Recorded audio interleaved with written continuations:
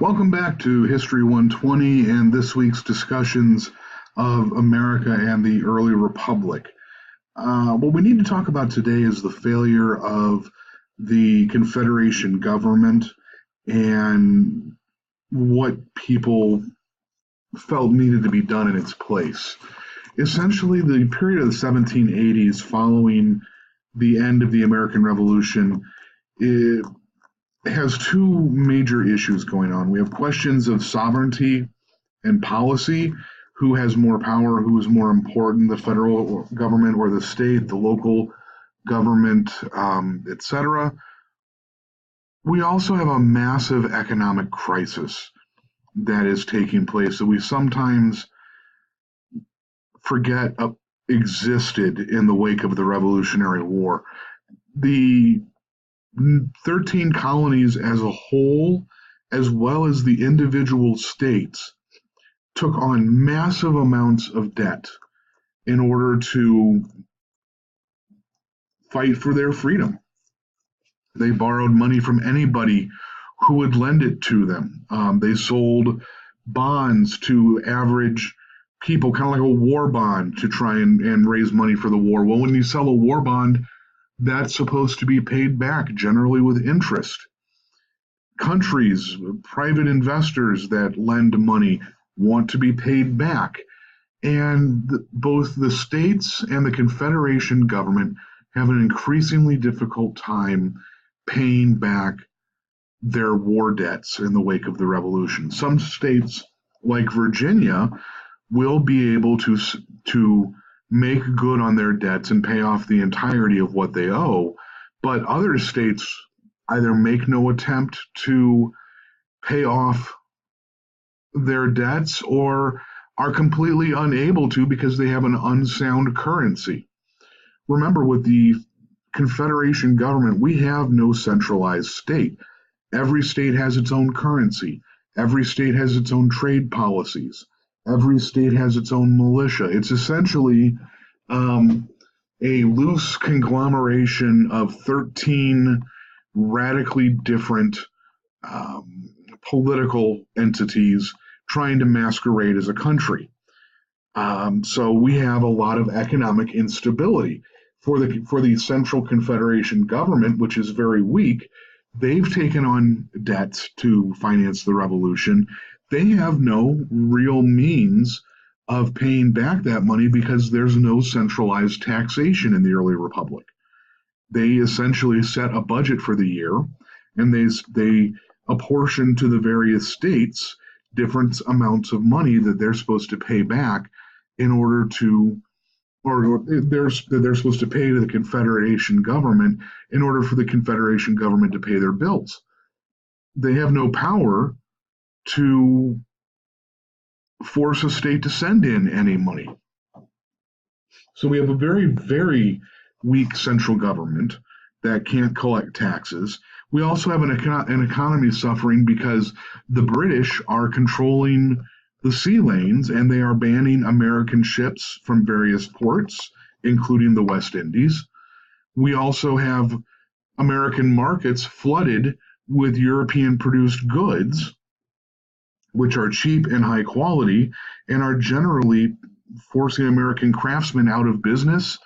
And so we have people going bankrupt. We have states going bankrupt. We have a very unstable economic situation going on in the 1780s, and we have no idea how to handle it.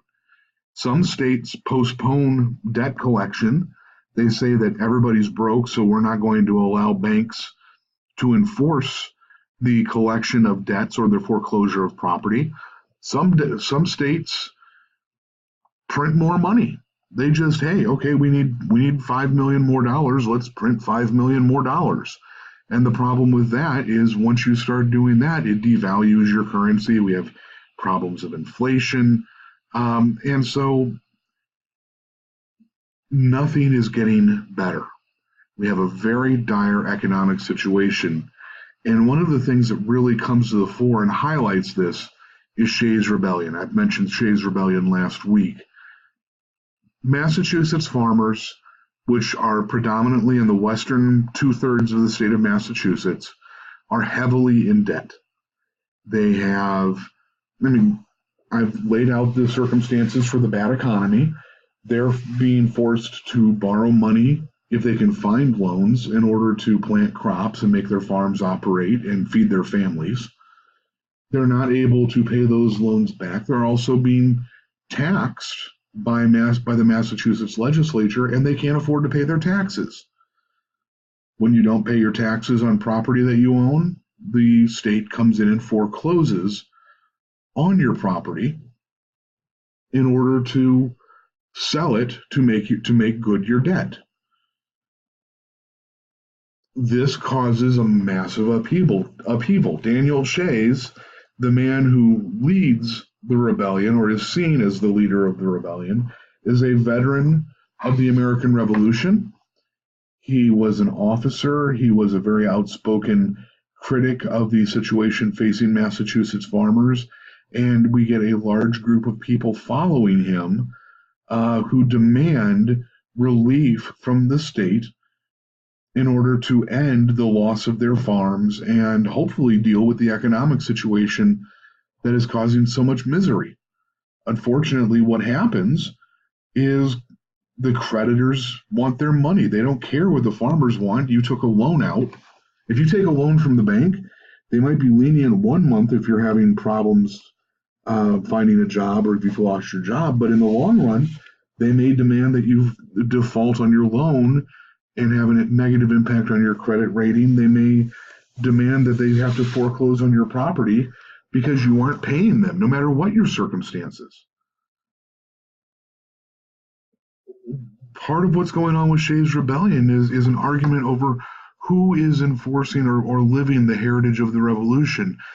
Shays and his farmers who are fighting against what they see as illegal taxation, or the creditors and the central government that are trying to uphold laws and the rule of law. Ultimately, the question is answered with muskets. There are very few people that die during Shays' Rebellion. The action where the few of them that do die happens is at Springfield, Massachusetts. Shay and his army attempt to seize the arsenal where the government manufactures and stores weapons. Unfortunately, they are met by the Massachusetts state militia, which opens fire on the mob and forces them to flee. People are arrested, people are sent to jail, people are executed, and the rebellion ends, but we are left with a lot of questions about the role of government and the need for a strong central government to help deal with the larger pictures going on with economic policy and everything that's gone wrong with the economy in the wake of the revolution. So in September 1786, a group of delegates from 6 of the states meet in Annapolis, Maryland. They want to have a discussion about commerce. We need to create some kind of unified trade policy in order to increase America's place on the global stage, as well as deal with the situation at hand with America being banned from certain ports and England essentially controlling trade. A number of the people that end up meeting at this convention are strong nationalists, people that feel that there needs to be a strong central government to effectively deal with these situations and to protect rights rather than leave things up to 13 individual petty states that are acting in their own interest and not in one unified interest. They want to see a regulation of trade. They want to see the creation of a formal fiscal policy. We need to deal with the question of national defense. Right now, under the Confederation government, if we are invaded, there is no Central American army. You have to rely on each of the states sending their quota of manpower to the area where they are needed in order to defend the nation, and that's not a wise and practical system of defense. Basically, what we see are people like James Madison and Alexander Hamilton, strong nationalists from different regions of the country who are drawn together in order to create a plan for creating a new government with more authority, more centralized power, and they also need to debate the question of how much democracy is a good amount of democracy in a nation like this. Um, is it good that we have 13 independent states that can do whatever they want and don't have a unified policy, and they can attack each other fiscally and economically with sanctions and tariffs and better trade deals? Or is it better to limit each state's ability to act and then enter into larger negotiations that might benefit everybody? So, what are some of these agreements, disagreements, and compromises that mold the final content of the Constitution? Generally, people that attend the Constitutional Convention in Philadelphia see a need for a strong central government.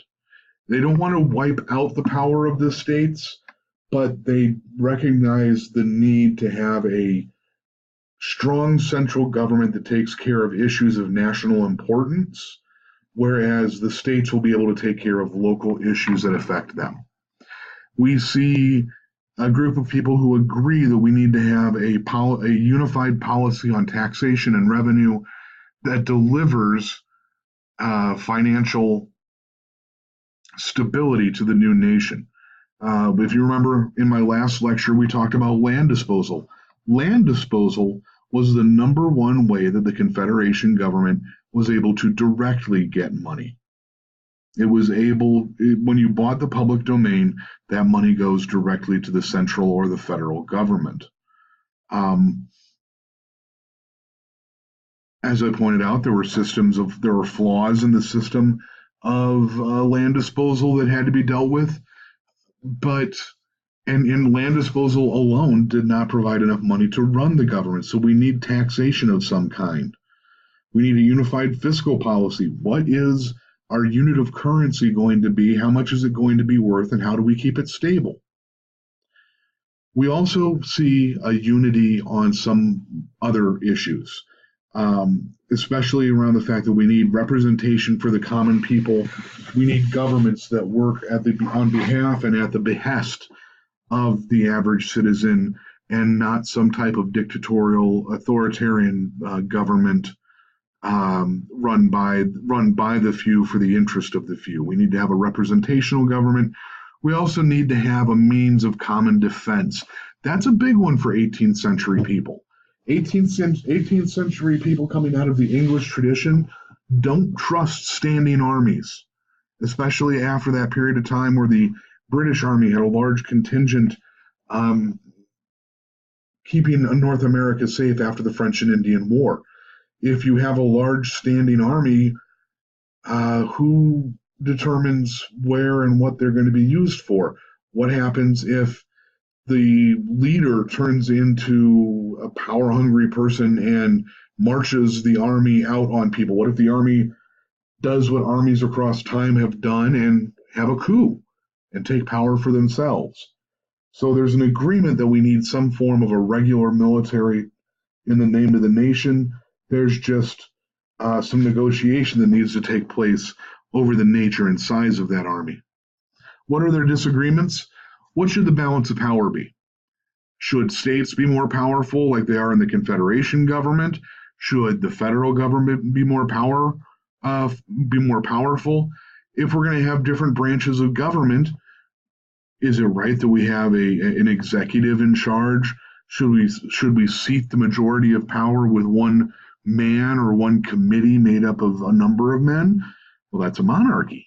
Do we want to have that, or do we want to have something where there's more equality in power, as we might see in other governments? How much democracy is good democracy? How much do we want people to vote? This goes hand in hand with representation. Should everybody be reelected every year? Who is going to determine where certain people, certain representatives come from? What's the role of the state going to be? So we have a lot of questions and disagreements that need to be worked through at the Constitutional Convention. Ultimately, what we get are two plans that will guide our conversation about the development of the new nation and the new Constitution. We have the Virginia plan first. Now, this tends to favor the larger states.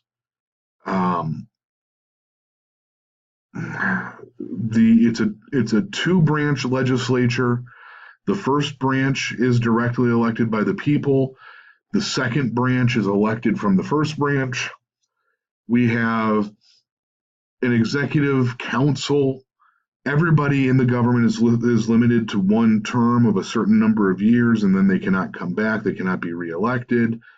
We have a Supreme Court or Supreme Tribunal for a court system. It's in some ways, it looks very familiar. It has a lot of reminiscence for what we have today, but there are questions about why aren't people voting more? Why aren't people allowed to have more of a say in the government? Why are they only allowed to have to elect one branch, one portion of the national legislature, and that limits their votes to everything else? In response, we get the New Jersey plan. New Jersey plan only has one body, one legislative body. It's the representation is done by apportionment. You have term limits. Everybody has to vote as a state. The president's elected for a year in there. It's a much more small state friendly type of government. The Virginia plan, with the way everything is apportioned, the way everything is laid out, the bigger states would have more power.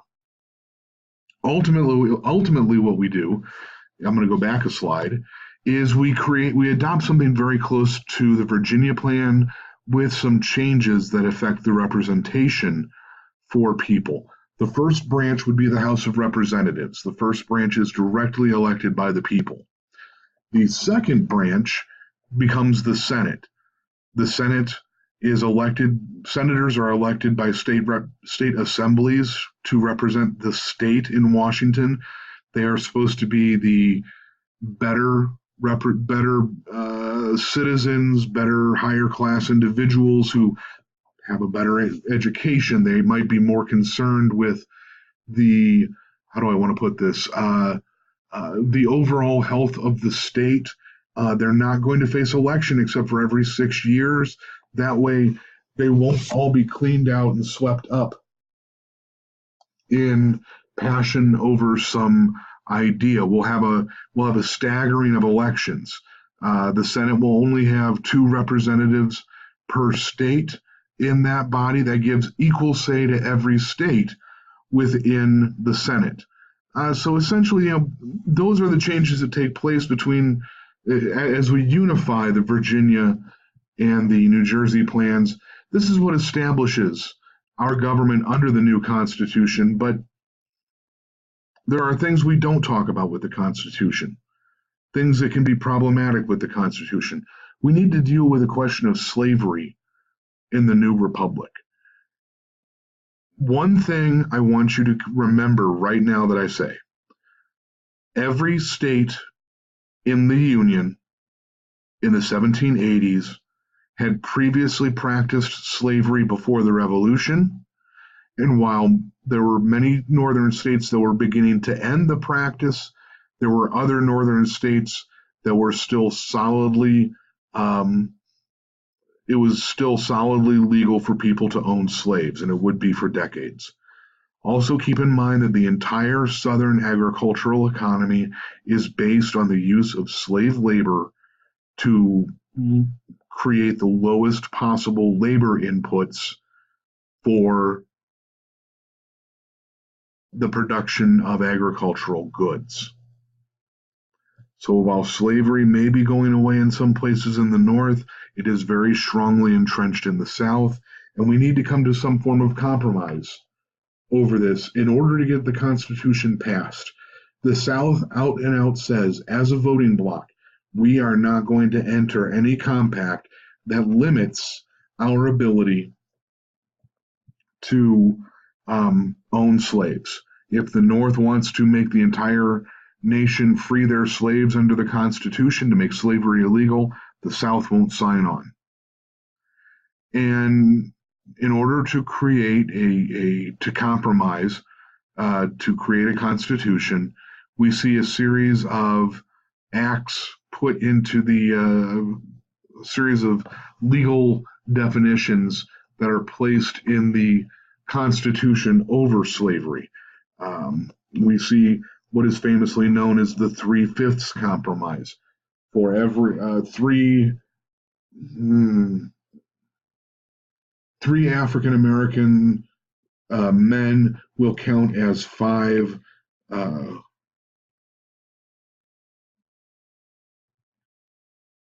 Sorry, I thought I had heard somebody at the hallway. Basically, we've dumbed it down to an African American is 3/5 of a person, but essentially what we're doing is we're aggregating the number of people that are. We've included a way to count African Americans who are 20% of the national population for representation in Congress without giving them the legal right to vote. That's also going to determine the number of electoral college votes that each state will have. So even though the southern states have smaller voting populations because of the larger number of slaves, they're going to have more political power because slaves are still going to find or be counted in order to determine representation. Basically, the only limitation on slavery that we see in the Constitution is that we have a compromise where where Southerners agree that Congress will have the power to ban the international slave trade, but they will only be able to do that 20 years into the future. For 20 years, Congress can make no laws pertaining to slavery. So that's really how we're dealing with it, slavery in this new republic. It's all about compromise to get the Constitution passed. And obviously, we're going to deal with the after effects of these compromises in lectures to come. What about the people? What about the rights of individuals under the Constitution? By and large, if you look at the Constitution, it is an outline for how a government is going to operate. Here's our executive, here are his powers. Here is a legislative branch. Here is its power versus the executive. Here's how you're going to elect legislators. Here is any number of things. Essentially, we have a constitution, but the Constitution as it comes out of the convention is the outline of a system of government. And people are going to be upset by this, especially people known as anti-federalists. We have, in the wake of the Constitutional Convention, we have two groups of people dominating the political discourse in this country. We have federalists and we have anti-federalists. Federalists want to pass the Constitution. They want to have a strong central government. They're the ones who have gotten together at the Constitutional Convention in order to get this document written. The anti-federalists are more concerned about the rights of the individual and the state and not the central government. The anti-federalists demand that safeguards be put in place for people's rights. This is because if you look at the pre-Revolutionary War situations that had arisen over taxation and other questions, if you look at the British common law, there's no codified single document written down hard copy in English common law that establishes positive or negative rights for individuals. It's all about court cases and the definition of rights and legalities through lawsuits. People at the foundation of the United States wanted to have a document added to the Constitution, essentially the Bill of Rights, that defined core basic human rights for American citizens. So this comes to the question, are these positive rights or negative rights? Positive rights are where a government passes legislation which says you as a citizen have a right to education that we're going to provide. You as a citizen have a right to clean air. If you look at the debates over healthcare in our modern age, people are the people who want single payer universal healthcare say that it is a positive right, that we as humans have a positive right to healthcare provided by the government, whereas other people state that there is no such thing as a positive right for healthcare. They are more concerned about negative rights. And the Bill of Rights, by and large, is a negative rights document. It means that the government does not have the right to do this. So if you look at the First Amendment, the government does not have the right to establish a state religion. The government does not have the right to establish laws that circumvent the freedom of speech. The government does not have the right to limit peaceful assembly. Those are negative rights. The government cannot do certain things. And that's by and large what the Bill of Rights is concerned with. It's concerned with limiting the powers of government in the relationship with people and their individual rights. But I want to leave you this week with a question to consider. Is the Constitution of the United States meant to be a living document or a static document? Are we to interpret the will of the founding fathers and extrapolate new meanings for new times from old laws? Or are we to strictly follow the document as it exists? If the founders wrote it down in 1787, there is no need to change the document. There's no need to interpret the document. It has been laid forward by the founders no matter what the legal question is. This is an important question we have. Is the Constitution a living Constitution which is meant to grow and change and be altered when the times call for it? Or is the Constitution something like a holy document, writ in stone and perfect in its form, and we don't need to change it? It's a difficult question that I want you to consider. The founders gave us the mechanisms to change, to amend the Constitution, but they made it very, very difficult. If you look at the history of this nation, we have only amended the Constitution a very few times in total. And some of those have been, how do you want to say it, overturned in time. We have altered the laws that we have changed. Let me ask you this, and this is going to be your discussion question for the week on the discussion forum. Let's use the example of slavery. If the Constitution is a perfect document that does not need to be changed or interpreted, how do we deal with the presence of slavery in the original document? We're not going to talk about the Second Amendment. That is outside of the scope of this class. This is not a constitutional law class. I'm just using the example to make people think and consider what's the important aspect of the Constitution, and whether or not the Constitution is meant to live and breathe and change, or if it is a document so perfectly written that there is no need for interpretation or amendment. I'll go ahead and get this posted. I hope everybody has a great week, and I'll talk to you next week when we delve more into the history of the early American Republic and move forward into the 19th century. Thank you.